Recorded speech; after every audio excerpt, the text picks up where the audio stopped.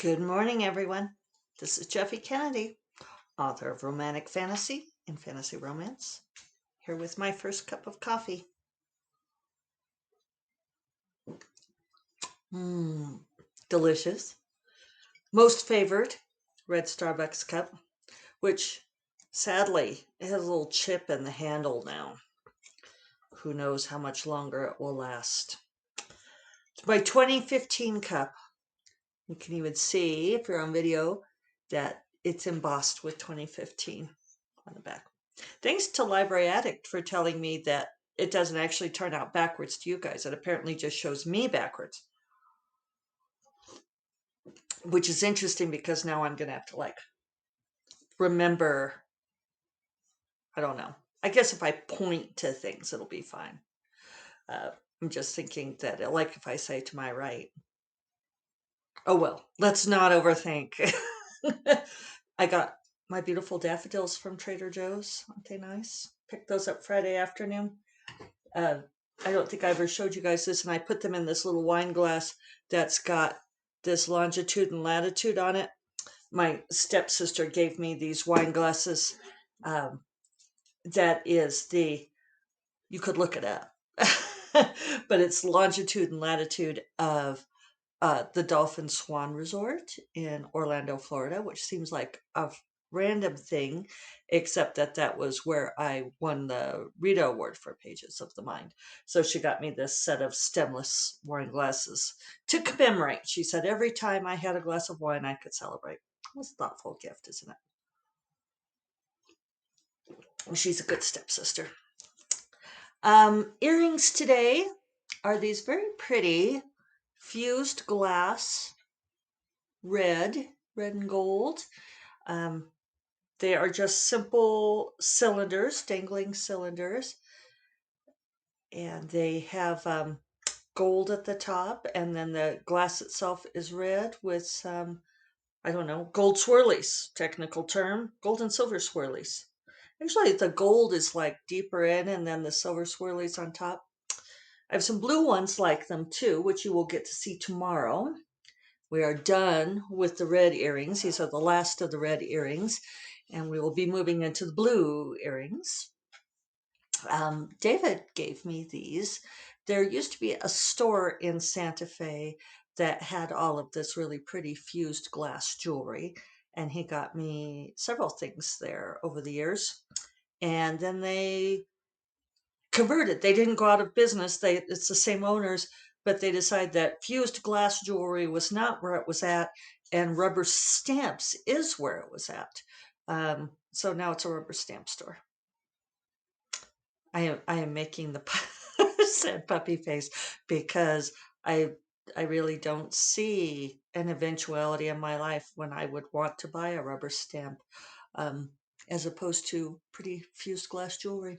But anyway, these have a nice gleam to them. You guys notice a theme with my stuff. I like it to sparkle. My nails are sparkly again. I I don't know if you guys noticed the last 2 weeks I had non-sparkle nails because I was sort of, it was my mood. I was like, oh, don't do glitter this time. And then my nail gal said I had moved my appointment to Friday because the vaccine made me not really able to go to my appointment on Tuesday. So I went on Friday afternoon, and she says, she's like, "Are you going back to glitter?" I'm like, "Yes." She's like, "I knew you would." So let's see. I wrote down some things to tell you guys, but I did do better word count wise on Friday. Sorceress Queen and the Pirate Rogue is coming along. I need to get 2 really good weeks on this. I really need to get 30,000 in the next 2 weeks. So that is my plan. We'll see what happens. Light a candle for me. It's funny though, some of you have been asking me how Dark Wizard is doing. You guys, Dark Wizard is selling probably better than any other book I've published. It's trad published books, it's hard to tell because you don't get immediate numbers. With self-published stuff, I can see the daily sales, and Dark Wizard is selling It's selling really well, and it's kind of selling on its own too. I mean, I've been doing some promo of it, but and now my sales of my pre-orders for Bright Familiar have exceeded my pre-orders for Sorceress Queen. So considering that, okay, so we have two series, right? Heirs of Magic 1 is Golden Griffin, and I even did the prequel novella that came out in November in the Under a Winter Sky anthology. But really, ability to pre-order Sorceress Queen began when, well, at the same time as Bright Familiar. I uploaded the pre-orders at the same time. But Golden Griffin came out in January, so it's been out for a month longer than Dark Wizard. And in all that time, the Dark Wizard has been out for a couple of weeks now, and pre-orders for the sequel already outstripped it. I don't know. It's an interesting book. I still keep thinking that maybe the universe answered my request that I wanted a book that would sell as well as Grace's Radiance sold, and so maybe the universe made Sarah hate Dark Wizard so it wouldn't go to Tread, so I could make the money on this book. Thank you all for buying and reading and loving and recommending. It's really meant everything. It's going to make a huge difference for us financially. So things are feeling very hopeful. It's pretty awesome, huh? All right, let's see. I do have sticky notes. And I know you guys were laughing at me by the sticky notes. You can laugh. I don't mind. One thing, Podbean comments. So I do see the Podbean comments because they email them to me. And I appreciate you commenting on Podbean. And I love you. And they are great comments.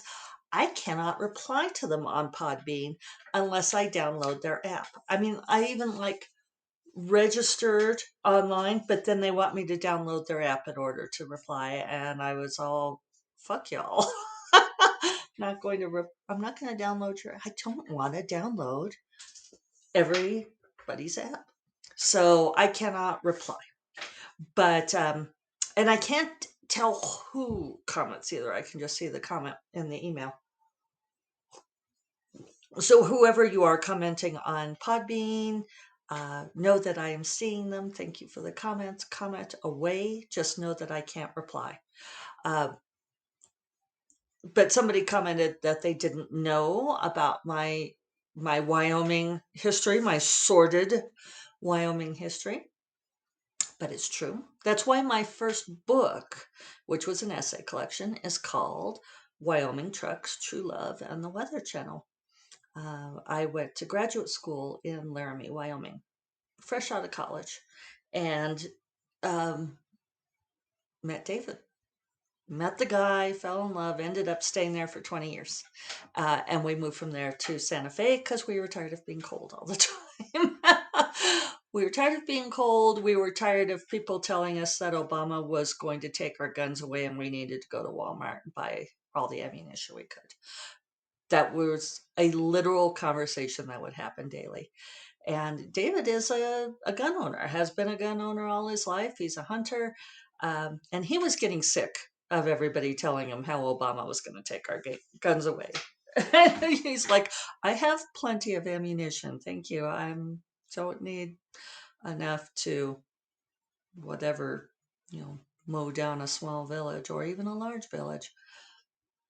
So, also we wanted to live somewhere different, somewhere warmer. And yeah, we both loved Santa Fe. It's a longer story than that. It actually, maybe sometime I will tell you the story. I could make a sticky note and tell you, because it is kind of interesting how Santa Fe came about. It follows along with my themes here at First Cup of Coffee. But we basically, we opened up a door in the universe. And I know I talk about that a lot. But that comes from the Taoism,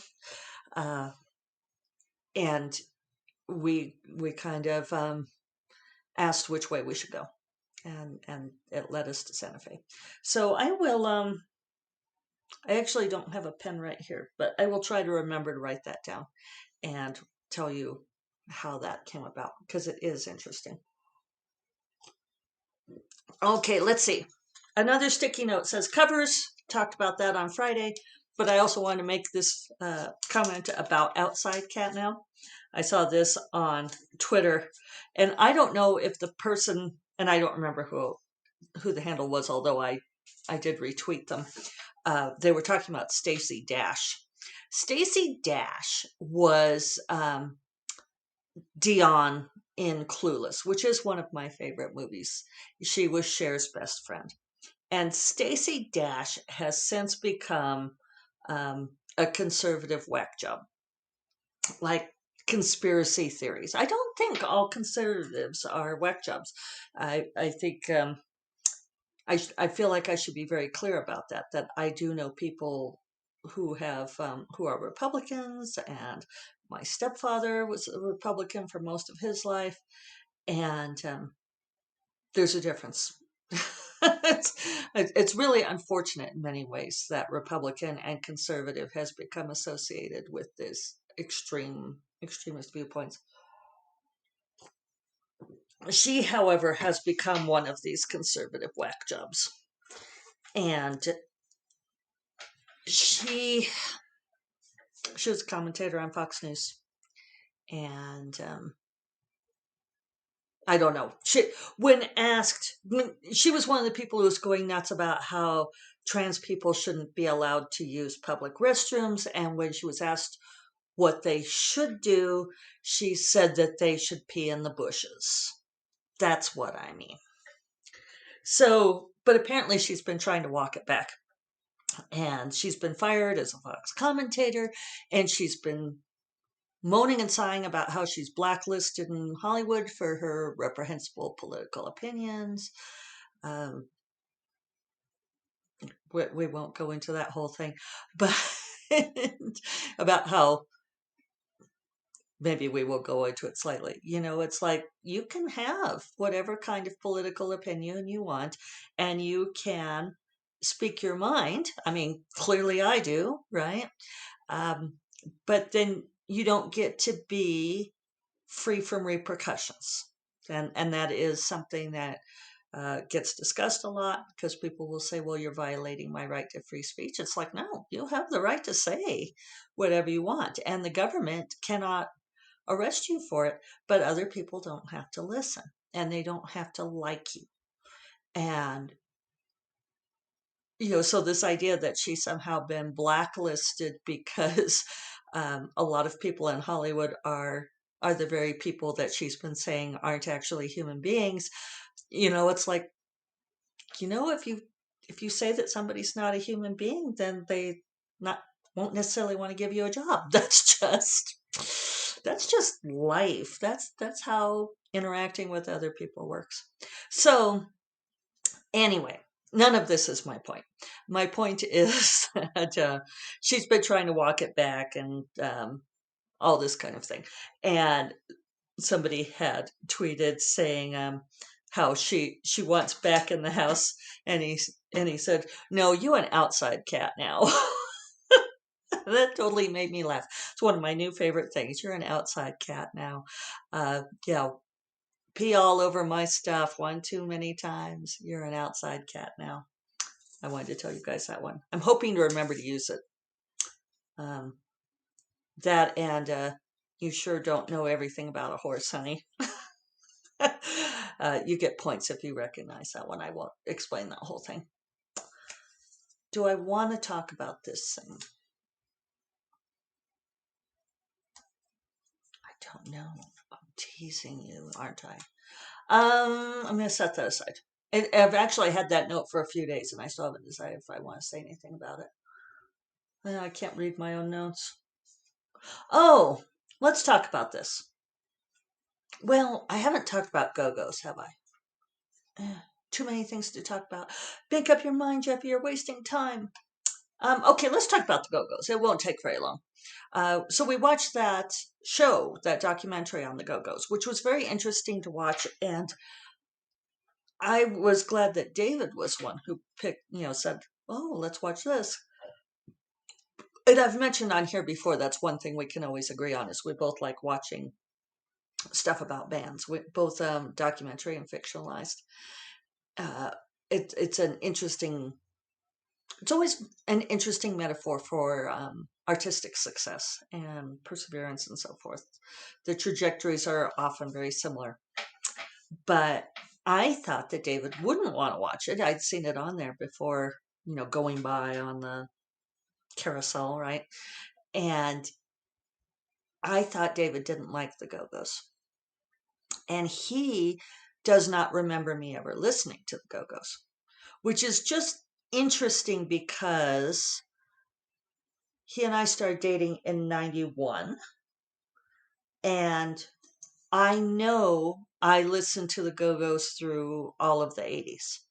I had all of their albums. I think I mentioned this before that I knew the lyrics of every single song in that documentary, and David did not recognize most of them. But I checked my library and I don't have any of their albums in my music library.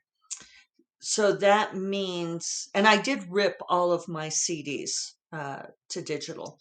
So that means that I never converted to CD. I had those albums all on cassette tape, and I did get rid of my cassette tapes, and then was clearly not moved to buy them again because there are other things that I have, that I bought on CD or since downloaded. Um, but went to a Go-Go's concert at Red Rocks, which was awesome and up above Denver. And it was a great concert because Colorado, we would get the afternoon monsoons too very often. And this was summertime, and the storms had come in and they hadn't moved on, and it had been raining and we were all soaked, and there was so much lightning that they wouldn't let the band go on. And finally they let the band go on at like 9. It was late. And I remember Belinda Carlisle coming out and skidding across the stage and sending up a big rooster tail of water and dancing around, and she was like, "Fuck the lightning, we don't care." uh, and they were great in concert. I always loved the Go-Go's. And when I was in college in my sorority, Phi chapter of Gamma Phi Beta, go Gamma Phi, Our Lips Are Sealed was kind of our theme song. It was the theme song of two of the older gals in the chapter, and it became uh, our song. Uh, and whenever it would play at a mixer, dance, or whatever, the whole chapter would come together and we would all dance. And I mean, as a group, like in a big circle. And uh, Anna Rose and Sarah, who were the two who particularly loved that song. And if you haven't listened to it, you should go listen to it. Our Lips Are Sealed. It's about people gossiping about you, and we were always dealing with gossip in the sorority. People would slam us for being, I don't know, all of the things that sorority girls were not supposed to be. Um, we were studious, and we were um, I don't, not as loose as the guys would have liked us to be. I don't know. We weren't pretty enough. And so Our Lips Are Sealed really resonated a whole lot with the chapter. And at the bridge, where it's "Hush, my Banyan, don't you cry," Sarah and Anna Rose would sort of do faux ballet through the center of the circle. And there were times when guys would say to me, I don't remember if anyone ever said to me, or if they would say it to other gals on the chapter, and the gals on the chapter would come to me because I was like on the exec board and stuff. And anyway, they'd said, Bob thinks that it looks really bad for the chapter to be doing that dancing around. That you guys shouldn't do that because it just looks silly and it leaves the guys out. And even then, when I was like 19, 20 years old, I was like, fuck them. I think that makes 3 F-bombs for this episode. Sorry, you guys. Uh, it's like, especially when we're sort of singing our anthem about how we don't care what people say about us. Um, but it was interesting that that pressure was there, and it was interesting to hear. Um, I remember the Go-Go's really being slammed for. I remember guys telling me that women couldn't be in rock bands, and that the reason that there weren't female rock bands was because women just don't play rock music well, or can't play electric guitar. And we'd be like, what about the Go-Go's? They write all their own music, they do their whole band. And the difference there, I mean, I know there were other bands like Runaways or Spice Girls came a little bit later, I think, but they were put together by men. Go-Go's put themselves together, and these guys would be like, oh, but yeah, Go-Go's suck.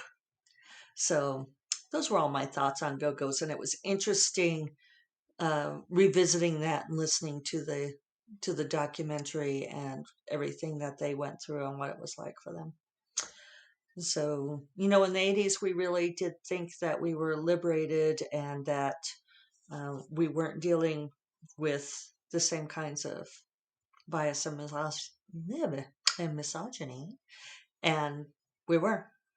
And it's interesting looking back on all of that shit. So those are my thoughts. Those are my thoughts. And look, we have plenty of sticky notes for the rest of the week, and I will write down telling you guys the story of how we ended up in Santa Fe. I'll remind you that First Cup of Coffee is part of the Frolic Media Podcast Network. You will find more podcasts you love at frolic.media/podcasts. And I will talk to you all tomorrow. Take care. Bye bye.